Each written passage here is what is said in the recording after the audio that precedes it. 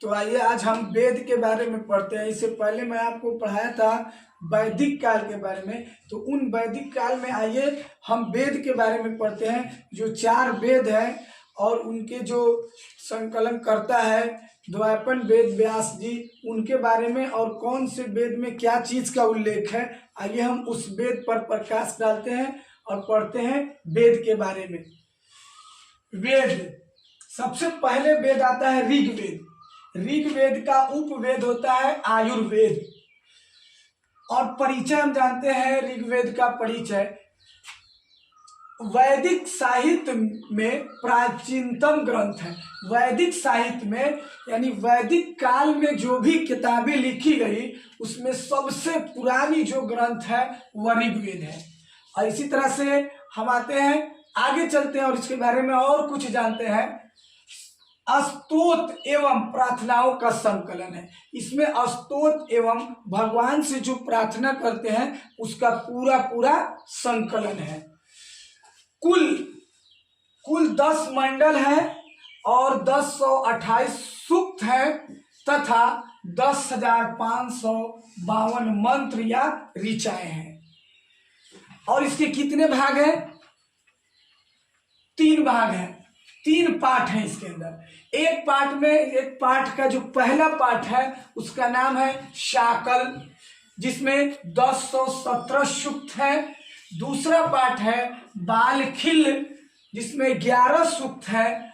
और तीसरा है वास्यकाल, जिसमें 56 मंत्र है। कितने मंत्र हैं? 56 मंत्र है। अब आइए इस 3 पाठ के अंतर्गत क्या क्या उल्लेख है, क्या क्या बयान किया गया है, आइए अब हम उसको समझते हैं। उल्लेख, शूद्र वर्ण का सर्वप्रथम उल्लेख कितने मंडल में है? 10वें मंडल में। तीसरे मंडल में गायत्री मंत्र है और इसके रचनाकार है विश्वामित्र। तीसरे मंडल में गायत्री मंत्र है और इसके रचनाकार है विश्वामित्र। 9वां मंडल में सोम को समर्पित है। सोम एक देवता था वैदिक काल का, उनको 9वां मंडल समर्पित है। ये था ऋग्वेद की संपूर्ण जानकारी। अब आइए हम पढ़ते हैं नंबर 2 वेद सामवेद के बारे में। सामवेद, इसका उपवेद है धनुर्वेद। इसका उपवेद का नाम है धनुर्वेद। और आइए हम इंट्रोडक्शन परिचय में समझते हैं। भारतीय संगीत का जनक सामवेद को माना जाता है, क्योंकि संगीत का जो जहाँ से जन्म हुआ वह ऋग्वैदिक काल में ये सामवेद से हुआ है। साम का अर्थ होता है गान या संगीत। साम का अर्थ होता है गान या संगीत। यज्ञों के अवसर पर गाए जाने वाले मंत्र का संग्रह। यज्ञों के वह अवसरों पर जो मंत्र गाए जाते थे उसका पूरा संग्रह आपको सामवेद में मिलेगा। और सामवेद से पता ये चलता है कि लोग यज्ञ के अवसरों पर वह गाना गाया करते थे और मंत्र का जाप किया करते थे। इसकी भी जानकारी हमें सामवेद के अंतर्गत मिलती है। कुल 1875 मंत्र है। कुल इसमें कितने मंत्र है? 1875 मंत्र है। पाठ वेद के आधार पर प्रमुख शाखा है। पाठ और उसके वेद के आकार पर, भेद के आकार पर उसकी प्रमुख शाखाएं हैं। कौथुम, रानायनी, ये रानायनीय, जयमिनीय, ये था इसकी शाखाएं। पाठ एवं भेद के आधार पर इसकी शाखाएं को एक बार और समझते हैं, क्योंकि संस्कृत वर्ड है। कौथुम, रानायनीय, जयमिनीय।